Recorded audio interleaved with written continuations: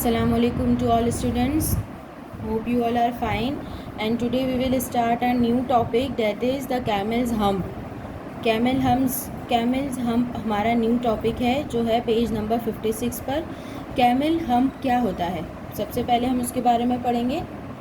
तो camel hump है, हम कहते हैं इसको, ये जो ऊपर आपको नज़र आ रहा है, ये जो कैमल के यानी ऊँट का जो ये हिस्सा होता है, ये जो उभरा हुआ होता है जहाँ से उसकी पूरी नोक बनी हुई होती है, इसको हम कहते हैं हम.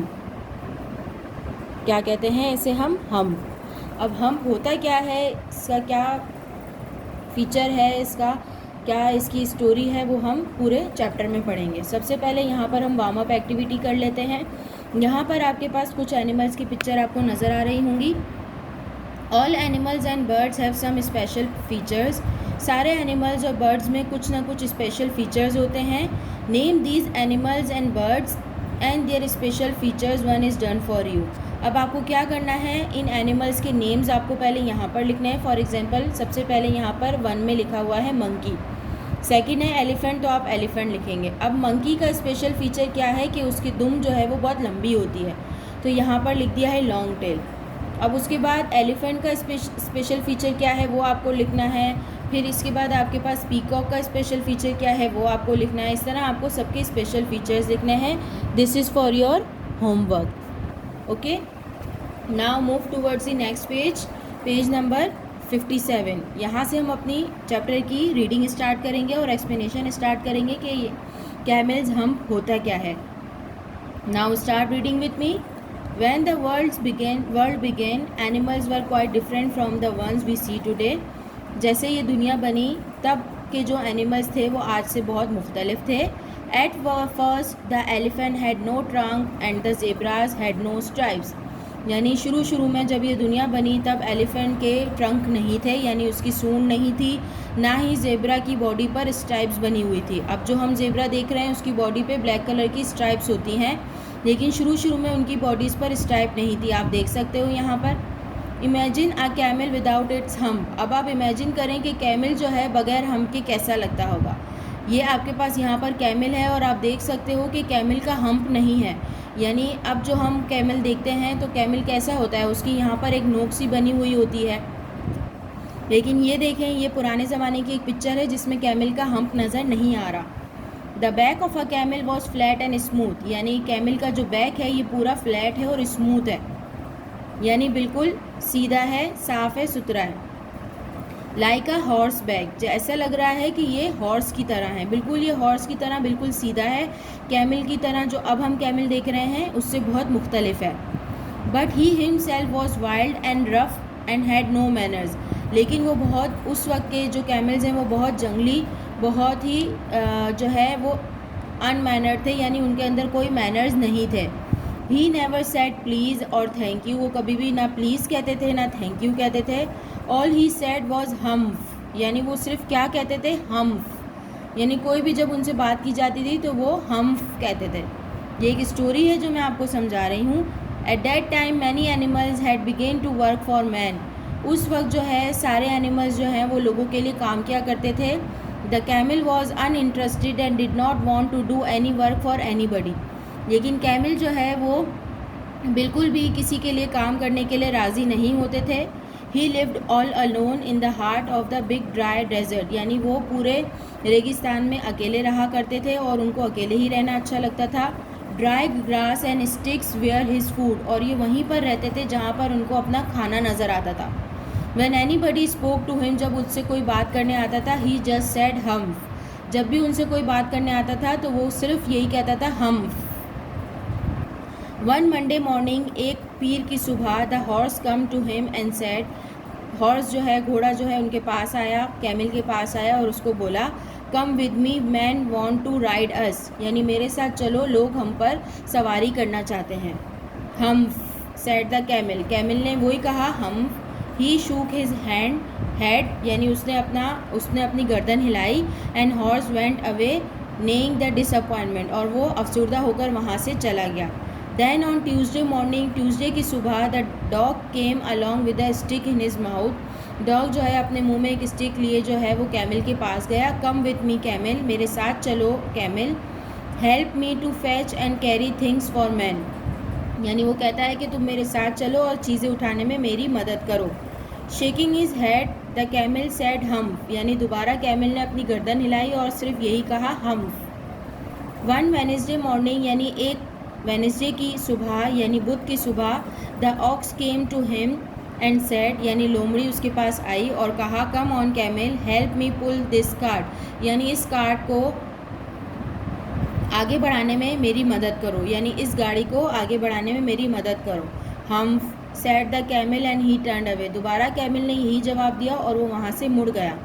At the end of the day man called the horse, यानी दिन के आखिर में आदमी ने हॉर्स को बुलाया, डॉग को बुलाया और ऑक्स को एक साथ बुलाया। माई 3 friends you must work harder, वो अपने एनिमल से कहता है कि तुम तीनों को बहुत मेहनत करनी है।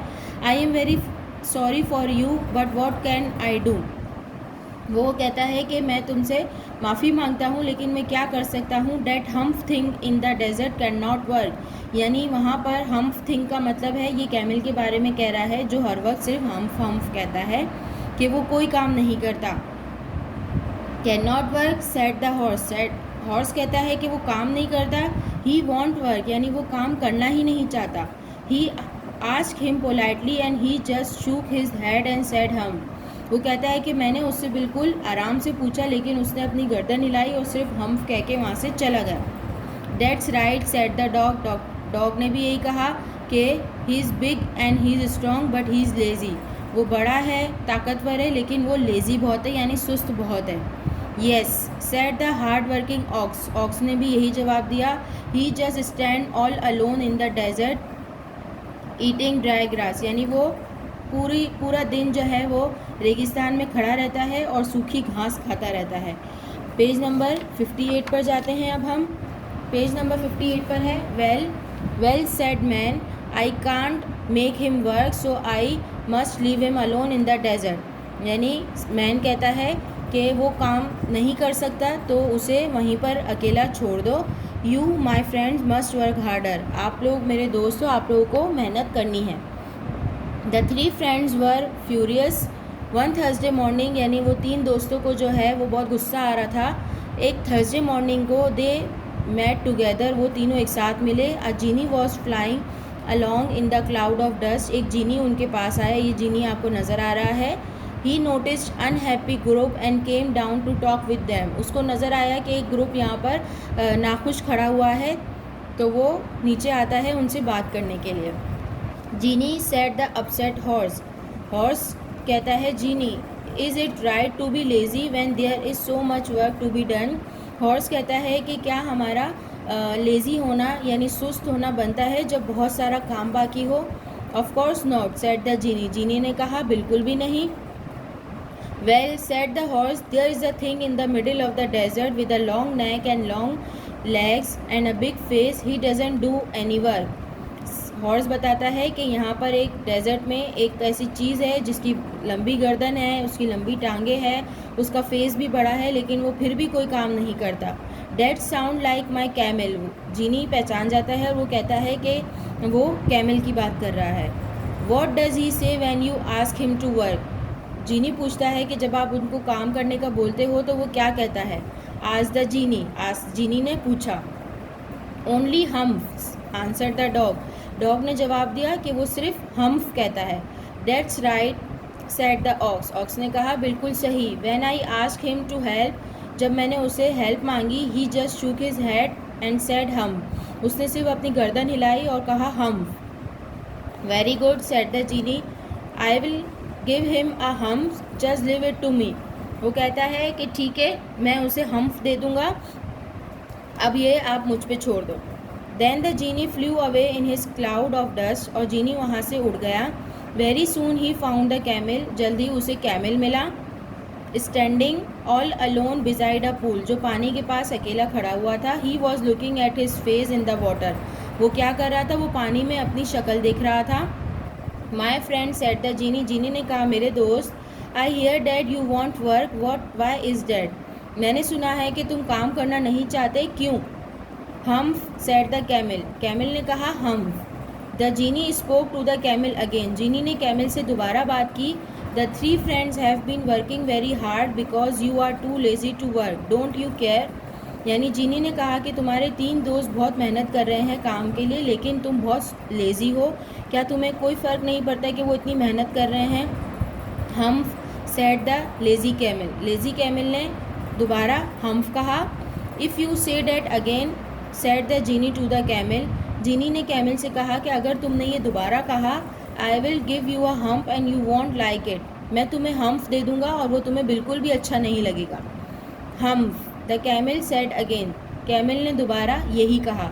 Just then something flew through the air, उसके बाद हवा में से कुछ उड़ के आया and landed on the camel's beautiful smooth flat back, और उसके बाद कैमल की बॉडी जो बिल्कुल मुलायम थी, बिल्कुल सीधी थी, उसके ऊपर एक ब्यूटीफुल सी चीज़ आ गई, उसकी ब्यूटीफुल सी बॉडी पर।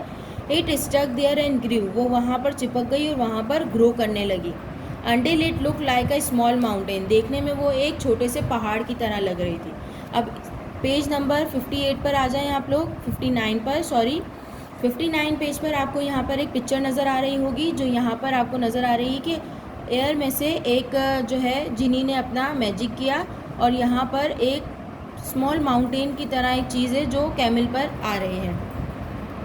There said the genie that's your humph, genie कहता है कि ये तुम्हारा हम्फ है। Today is Thursday and you have done no work since Monday, वो कहता है कि आज थर्सडे है और तुमने मंडे से कोई काम नहीं किया। Now you are going to work, अब तुम्हें काम करने के लिए जाना है। How can I said the camel, camel ने कहा कि मैं कैसे करूँगा।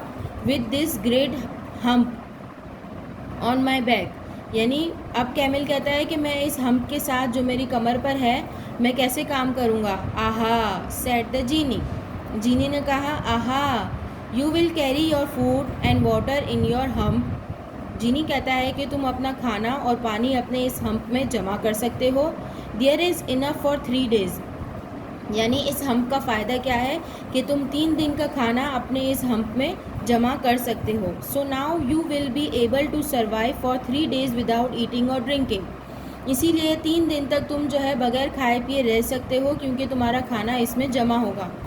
You must come out of the desert and go to man, अब तुम्हें इस रेगिस्तान से बाहर आना होगा और लोगों की तरफ जाना होगा। You must work hard for him and be good, तुम्हें उनके लिए काम करना होगा और अच्छा बनना होगा। Come on now and stop being lazy, अब जल्दी से आओ और लेज़ी होना बंद करो। So the camel went away with the hump on his back and join man and the 3 friends, इसके बाद कैमल वहाँ से चला गया अपनी हम्प के साथ और उसने क्या किया, उसने अपने 3 दोस्तों को ज्वाइन किया। आफ्टर फ्यू वर्ड्स, कुछ अरसे के बाद, the hump came to be known as the hump, यानी हम्प जो है, जो कैमल बार बार कहता था, वो किस में चेंज हो गया, हम्प में। So that the camel did not feel too bad, ताकि लोगों को कैमल को जो है वो बुरा ना लगे, इसीलिए हम्प बन गया हम्प। यहाँ तक आपकी चैप्टर की एक्सप्लेनेशन कंप्लीट होती है। फिर नेक्स्ट वीडियो में हम टेक्स्ट बुक की आगे की वर्किंग स्टार्ट करेंगे। अल्लाह हाफिज़।